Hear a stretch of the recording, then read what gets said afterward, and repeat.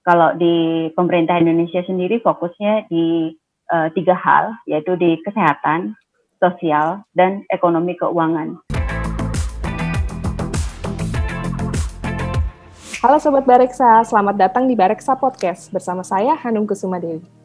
Sobat Bareksa, dimanapun Anda berada, Anda pasti sudah mendengar tentang berita dampak COVID terhadap tidak hanya kesehatan, tetapi juga ekonomi negara ini.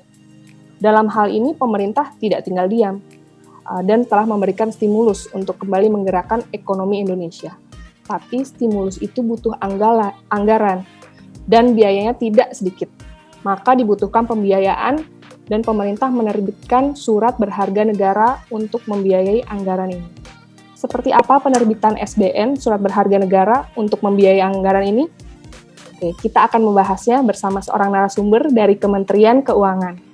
Ibu Dewi Anggraini, Kasih Strategi Pemasaran dan Layanan Informasi Surat Utang Negara, Direktorat Surat Utang Negara, Ditjen Pengelolaan Pembiayaan dan Risiko Kementerian Keuangan. Selamat siang, Bu Dewi.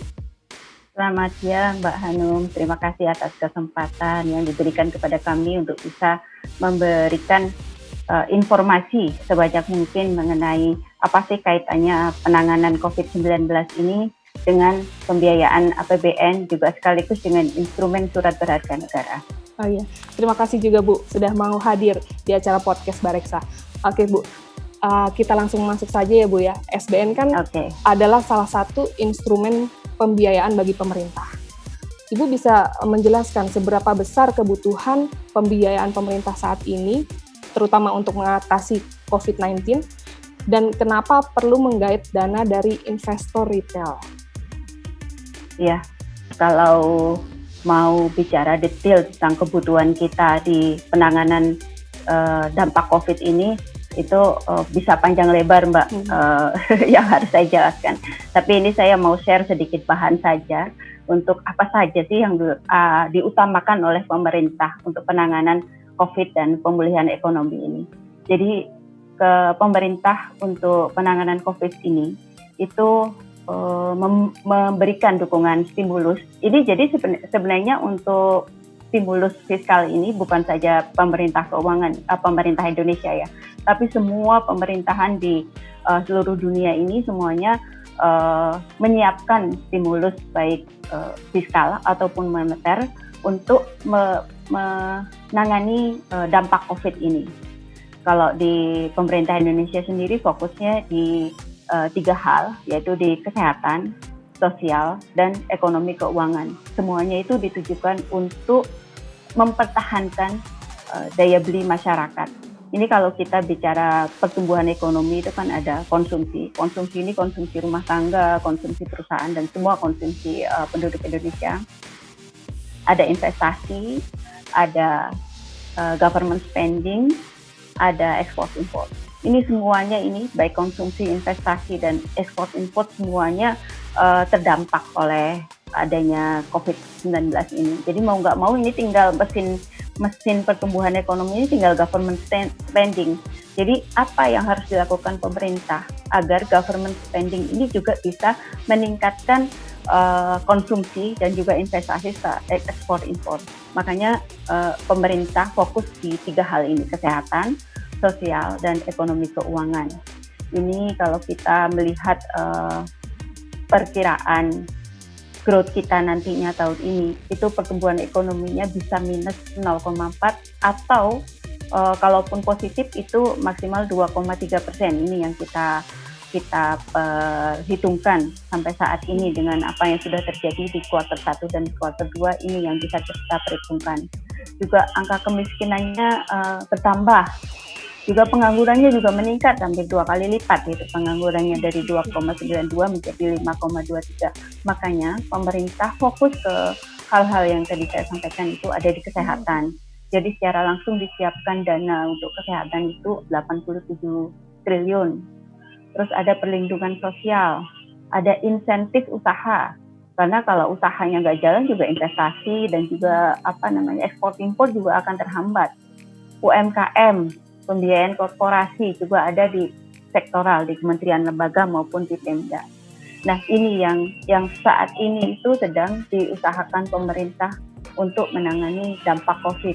Harapannya dengan semua ini masih bisa kita jalankan, maka pertumbuhan kita itu bisa positif lah, bisa mencapai 2,3 itu. Kita sudah mendengar bahwa ada second wave dan sebagainya gitu kan, belum lagi China dan Amerika juga trade war-nya juga masih terus-terusan jalan gitu kan.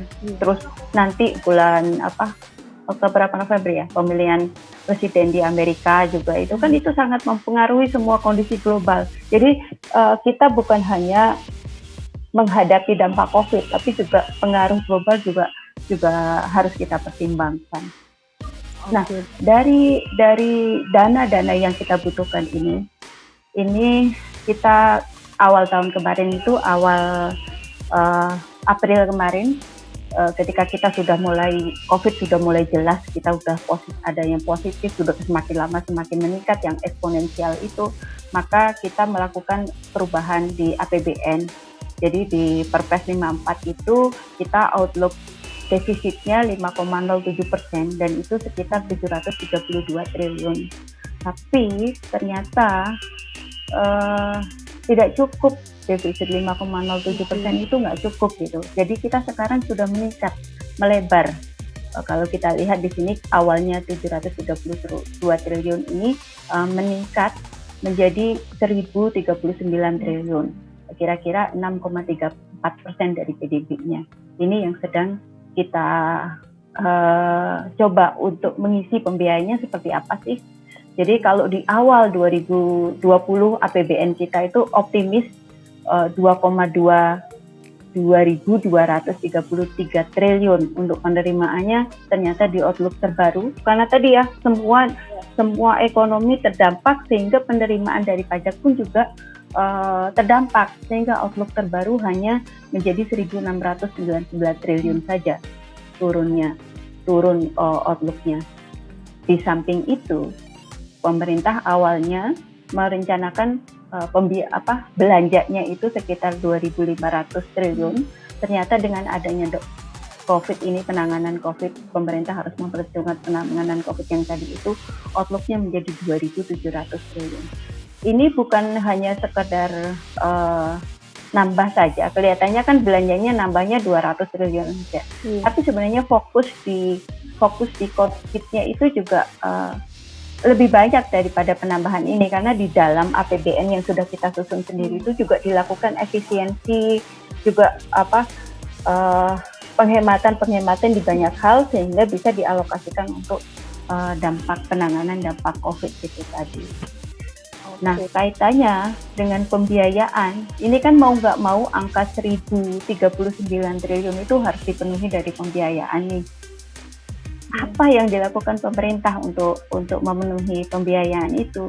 Kita bisa melihat strategi kami di DJPPF, Direktorat Jenderal Pengelolaan Pembiayaan dan Risiko ini. Yang utama adalah opportunistik, terukur, dan prudent. Jadi dengan target yang sebegitu besar, 1.000 lebih triliun gitu.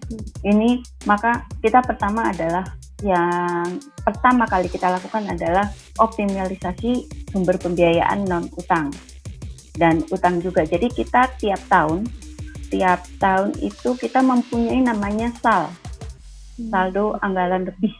Jadi ternyata kita sudah melakukan proyeksi, sudah melakukan pembiayaan, ada penerimaan, ada belanja, tapi ternyata kadang-kadang itu kan penerimaan memang belum pernah ya 100% dari target itu juga belum pernah tercapai. Tapi juga belanja itu ternyata juga 100% tercapai itu juga belum pernah. Jadi ketika ada sisa itu masuknya ke SAL. Kira-kira SAL ini sekarang itu kan berarti kumpulan sisa anggaran dari tahun ke tahun itu udah mengumpul. Jadi sekitar 145 triliun. Nah, dari 145 triliun itu nanti akan kita gunakan sekitar 70 triliun. Oke, Bu. Ya. Itu, saya kembali ke penerbitan SBN tadi ya, Bu ya. Itu kan SBN kan ada yang melalui mekanisme pasar termasuk untuk investor yang retail juga. Itu kenapa perlu menggait dari investor retail juga, Bu?